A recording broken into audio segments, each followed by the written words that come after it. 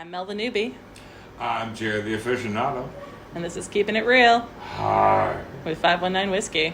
Uh-huh. So this week it's a little bit like Sesame Street. It's brought to you by the letter W.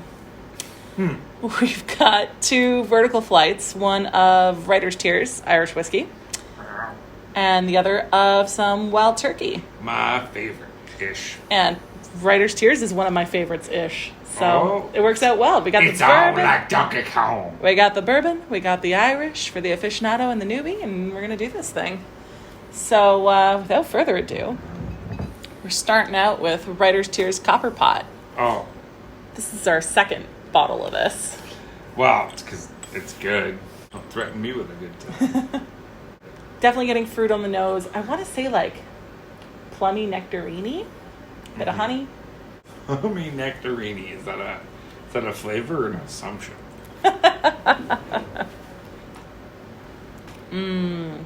Nice and smooth.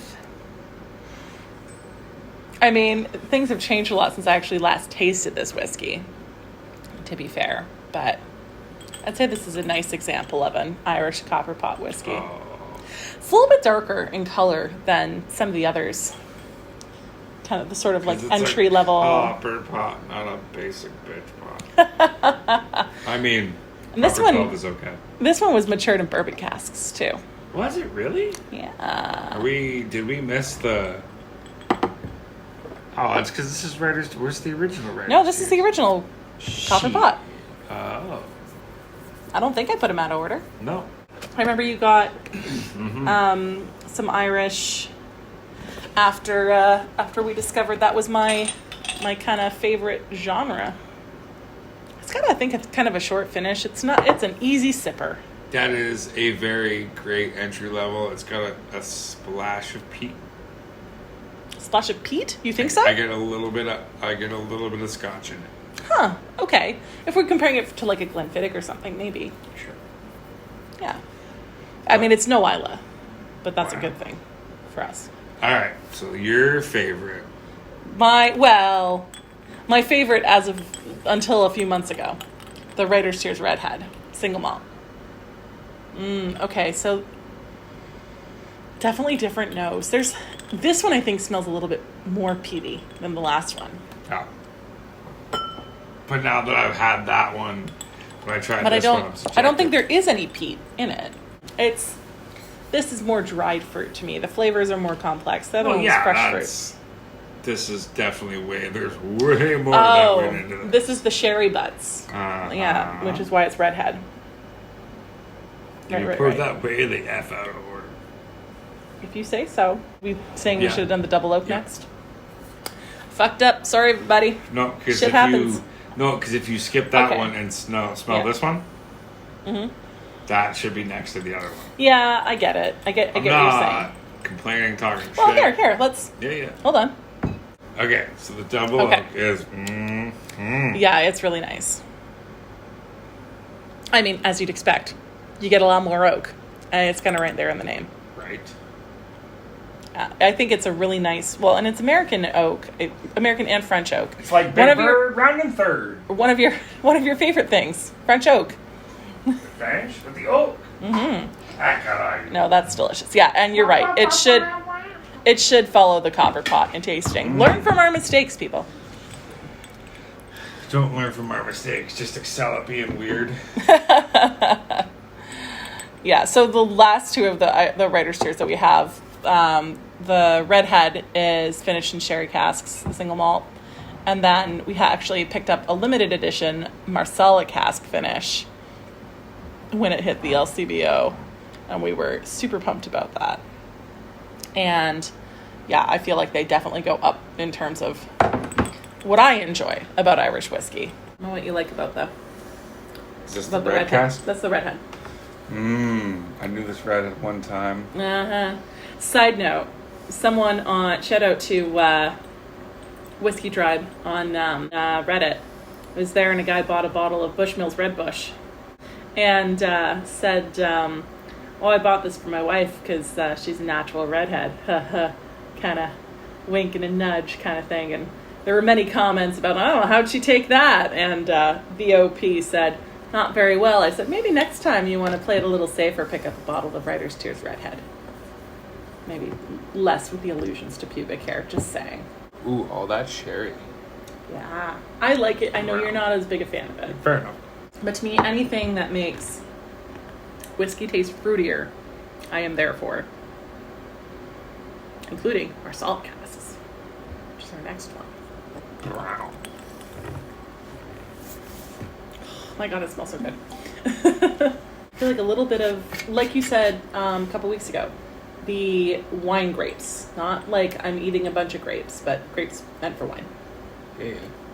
Some of that oakiness.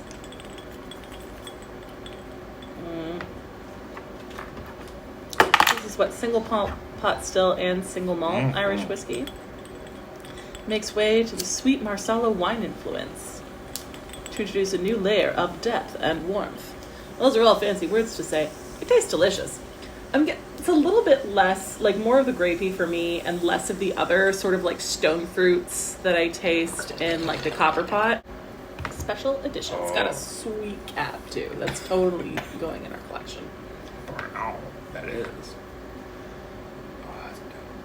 This fucking, the other one, the redhead, it's a fucking twist off. Yeah, I don't know why it's a twist off. I don't know what happened there. So the copper pot comes in at 40. Everything else is a stellar 46. The Marsala cask is 45% ABV. But tis what it is, man. Can't go wrong.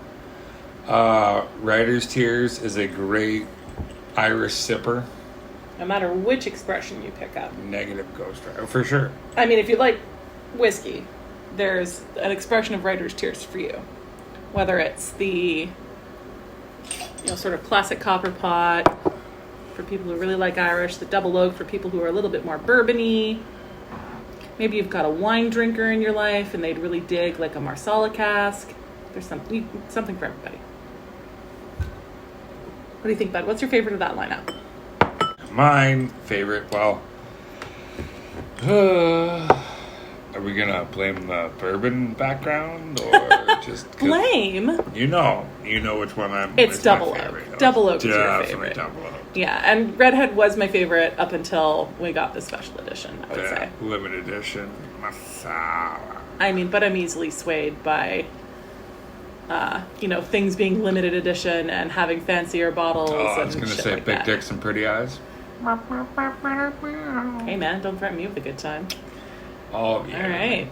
Well, let's start at back at the very beginning with probably one of the most, I don't want to say basic because that makes it sound bad, but like commonly known, popular, easy to find bourbons out there.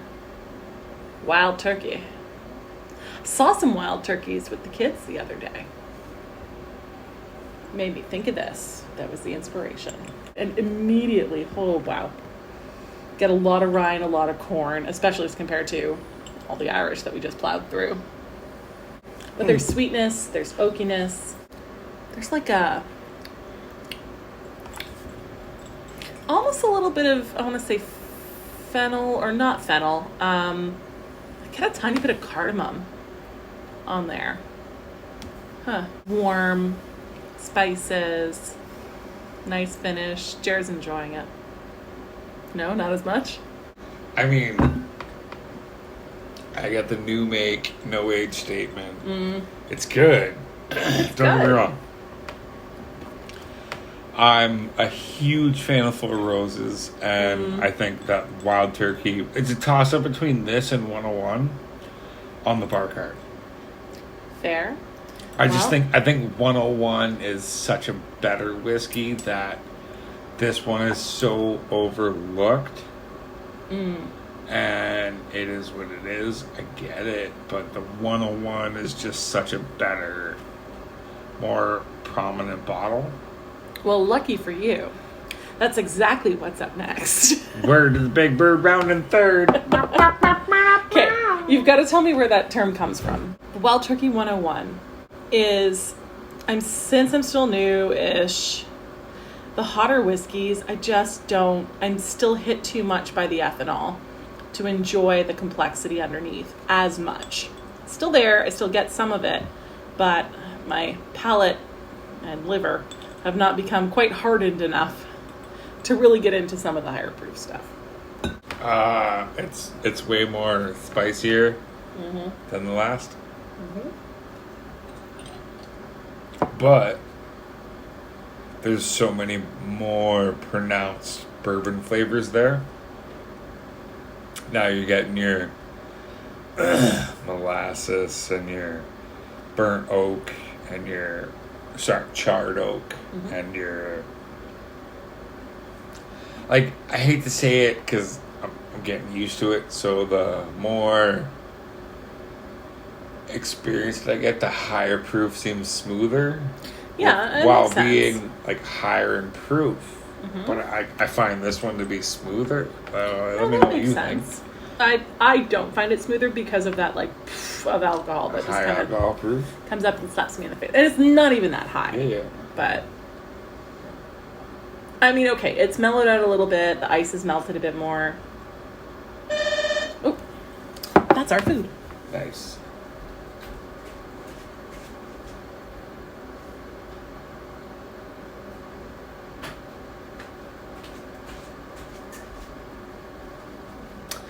Okay. It's got legs, man. Every time I want to sing the song. Because that's what my mother does when looking at wine. Every time, ooh, it's got legs, and all of a sudden, ZZ Top is in the house. Off key and poorly syncopated, but that's my mom. Okay. With the melted ice, which I realize kind of negates the whole high proof thing, but it definitely does smooth out a bit. It's got just more rounded edges, I would say, than the Wild Turkey Basic. And is there an age statement on the 101? Which one? The 101. 101? No. Not that I know of. Yeah, sometimes they'll say like at least X amount of years, but not in this case. But should we move on to the next? So next up we have the Wild Turkey Rare Breed. Kentucky Straight Bourbon Whiskey, barrel proof, which in this case is 58.4. It's even higher than the 101. El mucho spicy. This is legit. I get like a red licorice. And of course the oakiness, but you know me, I always gravitate more towards those flavors. So I guess that would be like a cherry-ish. Smooth as all get out. Tiny bit of burn on the back end. In the back of my throat, this is a very high proof, well flavored, like fantastic. If you want to fuck with some good bourbon, I mean good bourbon for the price. Straight up a neat Wild Turkey Rare Breed. Yeah. Like if you had a friend who you knew liked bourbon, Scotch. and you didn't, or Scotch, and you didn't know shit about bourbon, or even, quite honestly, being an Irish lover myself, there's that fruitiness in there that brings me into the fold as well. You could pick up Wild Turkey Rare Breed, and it would be seen as like, hey, yeah, like this is a real nice sipper, it's approachable, but it's not like I'm super basic and grabbed like something bottom shelf. I think this would make, what I'm trying to say in a roundabout way, is this would make a lovely gift.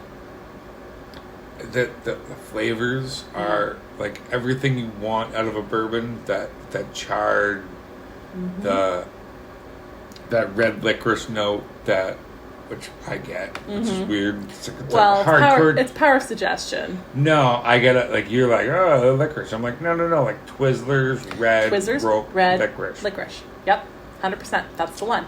But, well, like a weird cinnamon back. Okay. I'll buy it. And then like put like a Like cinnamon or roll, sweetheart like, cinnamon. not cinnamon Or, roll, like cinnamon bread, hearts? not cinnamon hearts. Oh, like cinnamon No, raisin yeah, bread. fuck cinnamon hearts. Yeah. Mm-hmm. Don't fuck cinnamon hearts. You'll probably injure No, yourself and get an infection. That's not how I want it. Don't do that. But last up now. Okay, this is a bonus one. It's been 7. Ooh. But Jeremy would not hear of us not including Long Branch again. Listen, all right. It was in his birthday week. Sometimes. It was in his birthday week. We were doing a vertical flight of Wild Turkey. I conceded the point, but this is your bonus for the week. Sometimes you got to shed some tears to get the rest of the turkey. If you want to reach that long Interesting. branch, you should shed some tears. Yep, it's just like I remember it, which is good that my mental notes are starting I'm glad I remember. Still a lot of wood on this one. It's exactly how I described it before. It's exactly how I feel about it again. It is licking a log. If I had... Oh. Yeah, left that one wide open for you there, bud. It's licking a log. Wow. Like a fucking barn door in a hurricane. Wow. I wasn't talking about your vagina, your puns. Oh, I see. I don't know, that sounded like that cold open was it season 6 of Letterkenny. I kid. No, I was like, what's the top? All right. Give us your take on the Long Branch. Oh. Fuck, is that good? It's just a great middle of the road. I like Call Long it Branch. middle of the road? No, I'm not calling it middle. It's definitely some upper shelf shit. But I like Long Branch. Mm-hmm. It's not rare breed, but it's better than 101. Yes. In my opinion, I would say but rare breed. We can argue that. Rare breed went a little more fruity, and Long Branch definitely went more woody. Oh yeah, it did. Yeah, it did. Yeah, it did. So I think we covered all the Matthew McConaughey puns about it in our last one, and But don't forget to share, like, and subscribe. Brian and Greg.